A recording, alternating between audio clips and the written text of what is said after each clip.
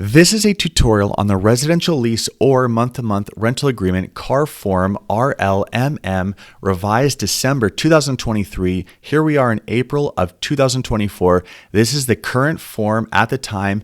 I'm going to go through this form very quickly and show you exactly how to fill it out efficiently but quickly, because this form is 9 pages. The lease itself is 9 pages. The bundle of documents that comes with this lease is 29 pages. It's very long. So we're going to go through this very quickly. We're going to start here by putting the date in the top left, the name of the tenant or tenants, the name of the landlord. Now, landlord is also called lessor, but in this form, they have rental property owner or RPO. They also call that person the housing provider. So we have the housing provider, which is the landlord. Lots of terms for the same thing. And they're going to continue on saying housing provider. That's the landlord. We're going to put the premises of the property being leased here. The name of the occupants, usually the same as the name of the tenants, but maybe if they have kids, they'll put the kids' names here, or grandma lives with them too. Now, grandma might not be a tenant, but she's going to occupy the property with the tenants. So we are going to put her name here so that those people are all included and understood as being the occupants. We're going to go through. Now, there's so much text in this form, and the text exists for a good reason. If a specific circumstance arises, you can go back and there's a bunch of text that describes on how it should be addressed. But we're filling out this form quickly. We're not going to read all of these paragraphs with an explanation, because if we did, that would take hours. You could probably teach a semester-long class with some of these forms because they're so comprehensive. I'm showing you how to fill this out on the fly. So term.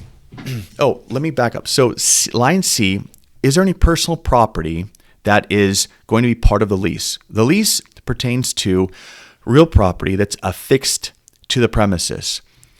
Any personal property should be mentioned here. I said billiard table. Maybe the landlord has a billiard table in a den and they're going to leave it for the tenant to use. So I wrote it here. If there's a long list of personal property, check this box and make a long list.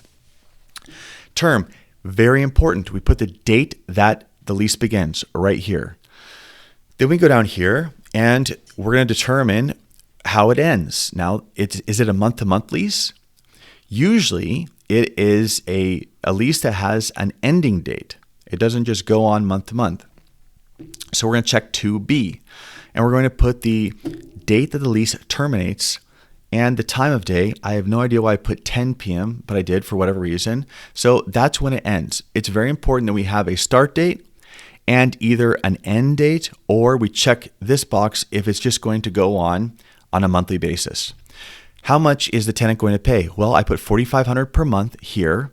Rent's payable by default on the first day of the month. Okay. We go down here. How is payment going to be made? Now, of course, you can make payment anyway, right? But I wrote, just for the sake of the example, the electronic payment, and I wrote Zelle because people are using Venmo and the Cash App and Zelle a lot more. I just did a lease for a relative, and the landlord wants to be paid in Zelle. So this is what that might look like. I'll check this box here. I'll write Zelle, and I'll write the Zelle ID, which is usually an email address or a phone number. Of course, you can do it however you want, but I'm just giving you an example. All right, and who's going to collect the rent? Well, I just put the landlord. But it could be the landlord's representative, property manager, maybe a trustee of a trust.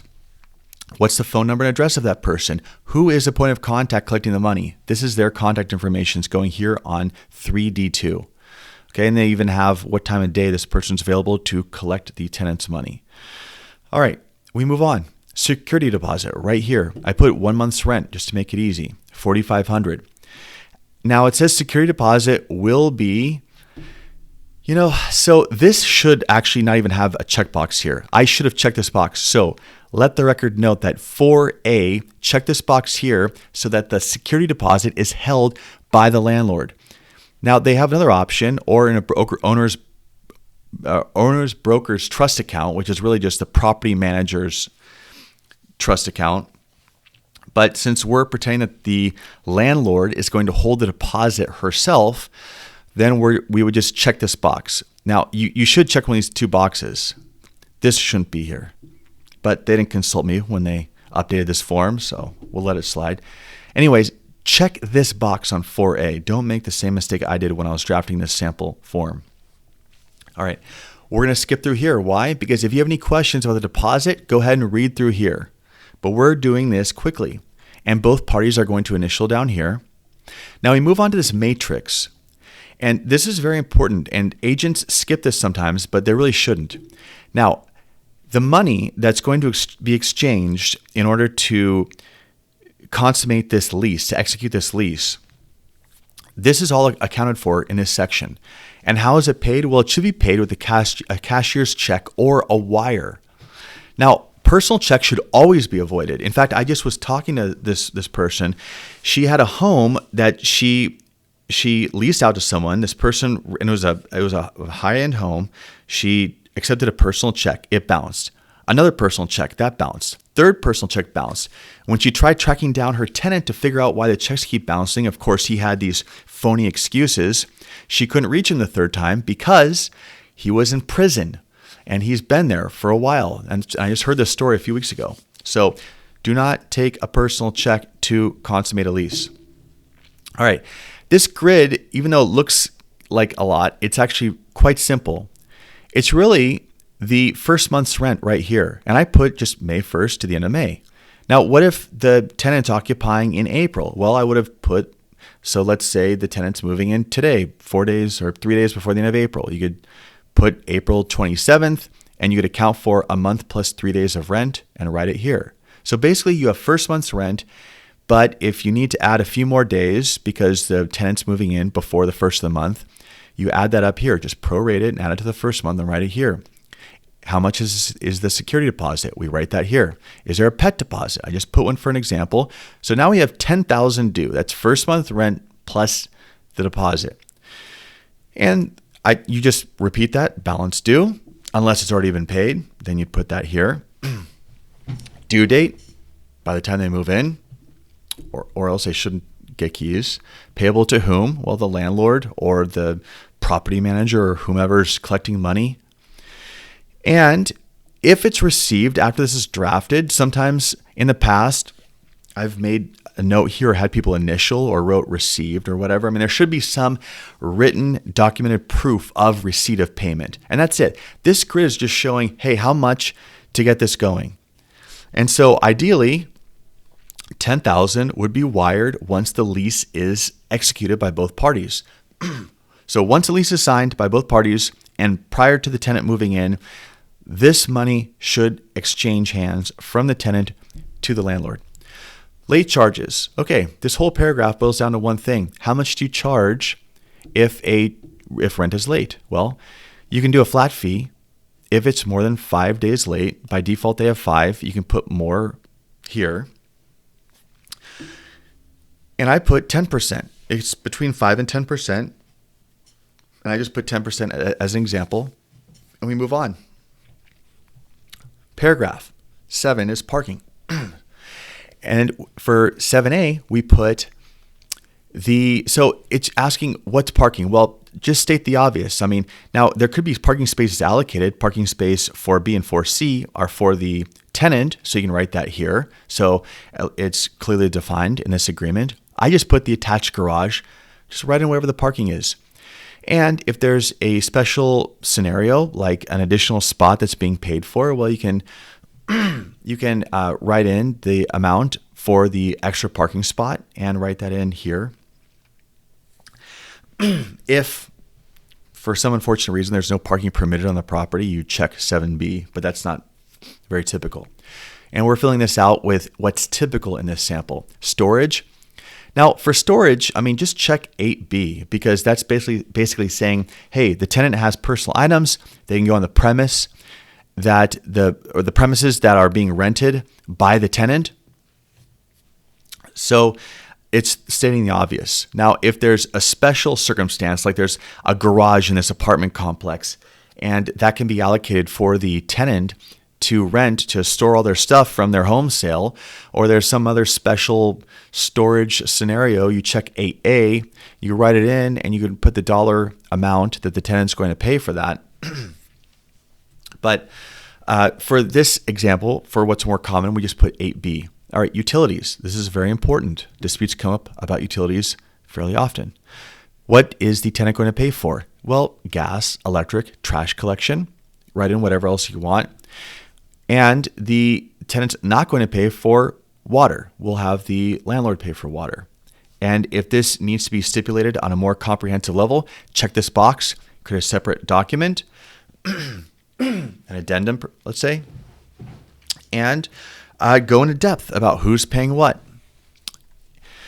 Now, there's a section here about submeters. And so this just pertains to if there are multiple tenants, but there's only one water meter or one gas meter. Well, how do you know what each tenant's consumption is if it's not separately metered? Well, you don't. So if that's the case, you check this box, but that's uncommon, so we're skipping it.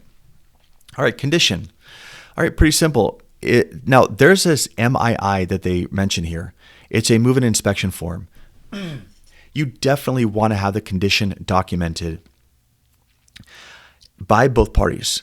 The both parties should sign a document that states in writing the condition of the premises, because the tenant will get blamed for things that aren't working when the lease is over. And then that's when the landlord takes a portion of the tenant's deposit and everyone gets unhappy. So now I checked 10B. Housing provider will deliver to tenant a statement of condition within 3 days of execution of the agreement. Makes it pretty easy, buys you some time to put together that form. All right. If the form's already drafted, check 10A and deliver it. If not, check 10B. We move on.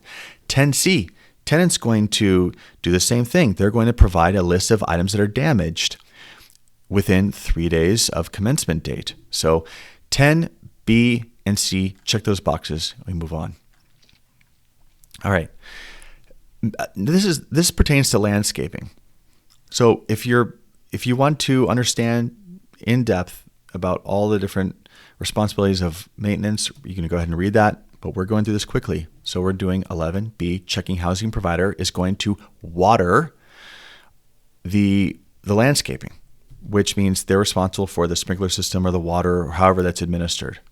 Now, of course, it's all negotiable, and it could be the HOA that's doing it, but I'm just showing you an example of what this looks like. And the housing provider is going to maintain the garden. They're going to have landscapers out there, or they're going to show up with a lawnmower, but it's the landlord's responsibility. That's what we're showing here. Was something not mentioned already explicitly? Go ahead and use this space right here on 11D to fill it in and add it. Now, oddly enough, they have this pest control thing here. Now, I get that there's pest control, a mention of it in the contract, and typically the landlord is responsible for pest control. And I just checked housing provider, landlord. I wrote in rascally rat, whatever the name of the provider might be. I just made up some name. And then oddly enough, they have how much the dollar amount is dollar amount per month or whatever. And this is just pointless. I don't understand why this needs to be stated in here. Maybe Carlio got some random phone call one time and it inspired them to add this provision, but I think this is totally silly and unnecessary. So I left it blank. You can leave this whole thing blank. It's not a big deal. It really isn't. And there's a blank space here if you need to add something else. We move on.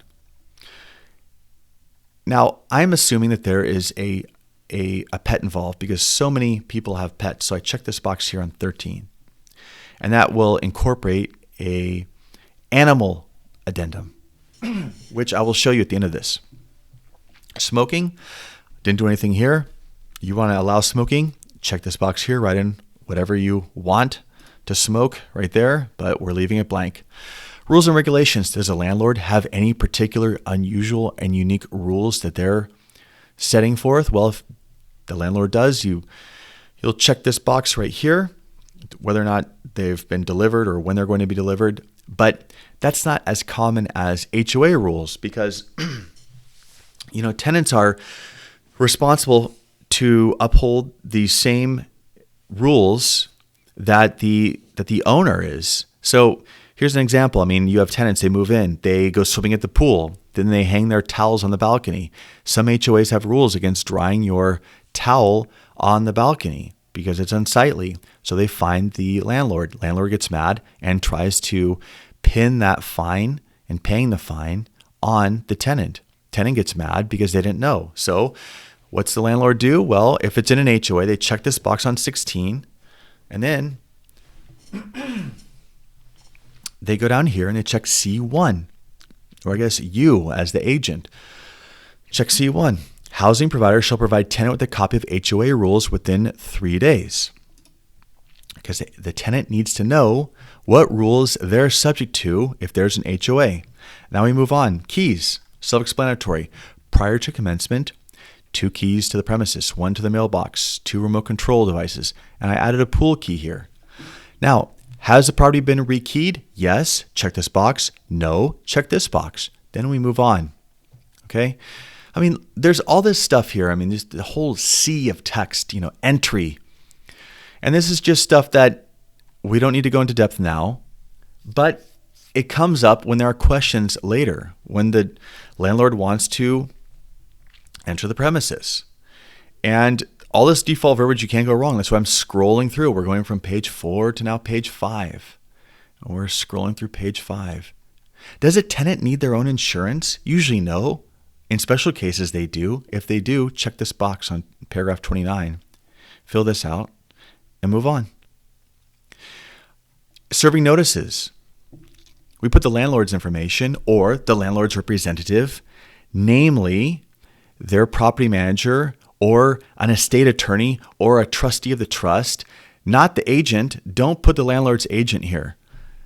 The landlord's agent, the agent's job ends once this lease is executed and done. That's it. The landlord and the tenant, for that matter, should not bother the agent because the agent can't get involved. The agent's not a property manager. And unless you want to be a property manager, you don't want to be a property manager because it's a high liability niche in this industry. Now we put the tenant's information here. And we put so here's another example. So a estoppel certificate. Okay, this is not a topic that warrants exploring during this tutorial, but if the landlord is going to sell the property at some point and needs a tenant estoppel certificate, they'll be glad they had this verbiage here where the tenant has agreed to furnish a tenant estoppel certificate. All right.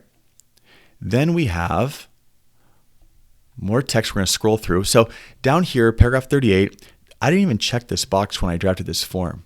It just automatically gets checked. Are there any other material facts? These are just disclosures and advisories here. Material facts that need to be disclosed. You'll check this box 38F and write it here. What is a material fact? Something that is significant enough to change the tenant's mind about proceeding with the lease if they know. That's how important a material fact is. This isn't a scratch on one wood plank on the floor. This is something significant enough to disclose to the tenant because it may change their decision to proceed. All right. And we confirm the landlord's broker, tenant's broker, agent, just like the purchase agreement, very simple, self-explanatory. We move on. So I'm skipping a lot. Why? Because I didn't do anything there. This is a sample lease agreement, just as if I had drafted it myself. Just if someone called me up and said, hey, can you draft this for me? This is how I'd write it up. Now, of course, if there is a special scenario, I would add it. I would incorporate another document. I get pretty lengthy when I do my own transactions because I start writing addendums and adding on a bunch of stuff to protect all parties and make sure that everything's been properly disclosed. And then down here, so I didn't even check these boxes. They come automatically checked because they're part of that 29-page PDF I just downloaded. Other terms, I must have checked this by accident. Oh, you know why? Because I used this for another example and I deleted what was in here. But if there's anything that hasn't already been mentioned, well, you can write it here, or if there's not enough space, you check this box and you can add a Word document. You can add an addendum. You can add whatever you want, but you can add other documents that state whatever hasn't been mentioned in this form, but needs to be mentioned and signed off by both parties. All right, and then we move down here and we put in, let's see, so we got housing, so both parties sign. Okay, is there a property manager involved? Okay, probably not if an agent's filling this out, but if there is, it's going to go in here. Okay, we move on to the tenant's signature. Is a tenant an entity like an LLC or a corporation or even an estate? Check this box, write it in. If it's not, if they're individuals like they are in this sample, you'll just move past 51 down here and you'll just put in their information and have them sign. Is there a co-signer on the lease? Someone that's guaranteeing the tenant's ability to pay? If so, check the box, put in the co-signer's information. Housing provider, aka landlord. Okay, is the housing provider an entity like a corporation or an LLC? If so, check this box. If not, move down here and just put in the landlord's information and, in this case, all of her contact info. Finally, the real estate brokers. Fairly simple, right? 9 pages, we're done. Now, I'll skim through these auxiliary forms. They're actually fairly easy as well. Bedbug disclosure. All right, both parties sign, we move on. It automatically includes this disclosure. And tenant flood hazard disclosure. I mean, you'll see once you download it, it's included. Is this property in a flood zone? Well, go to this link right here, type in the address. Actually, if you just touch this right here, if you click it, it automatically pops up on my other screen in a window, this site, and you can just put in the address and it shows you right there. There's a map and it shows a flood layer. And that way you know if it's located in a flood zone. And if it is, you just click this box. And then both parties sign, we move on. California has lots of rules, lots and lots of rules when it comes to renting property. And this actually it does a pretty decent job of explaining the statewide rent control, as it's been called, and just cause reasons for ending a tenancy. Both parties acknowledge it. Fair housing. Both parties acknowledge, 2-page document. This is about mold. This was automatically included. So, I mean, it's not like I gathered all these. Now, when I checked the box above about the move-in inspection, it automatically included this. Ideally, this will be filled out and delivered at the time of the lease. The more information, they got the move in, move out here too. I mean, the more that can be done at the outset in terms of the condition, the better. This automatically, when you check the boxes, it automatically gets included. Okay, if this is too much at the moment, take it out and forget about it. You don't need this to do the lease. All right, I'm scrolling through because this is a lot. Okay, now here's the animal addendum I was talking about, okay? Automatically incorporated. Just put in the dog's name or the cat's name or the parrot or whatever animal it is. And just check the box pet. Unless, of course, it has some special qualification. If the pet is a degree holder, you'll want to indicate so up here. But I just wrote pet. I wrote Fido pet. Just keep it easy. Does a tenant have to carry pet ownership renter's insurance? If so, check this box. Uncommon though. Both parties sign. That's it. We just went through 29 pages. If you have any questions, please leave a comment. Thank you for watching.